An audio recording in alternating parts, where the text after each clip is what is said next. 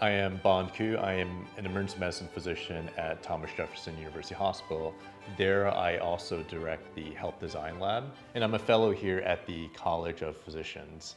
And this anatomical eyeball by the French physician Auzoux is one of my favorite pieces at the college.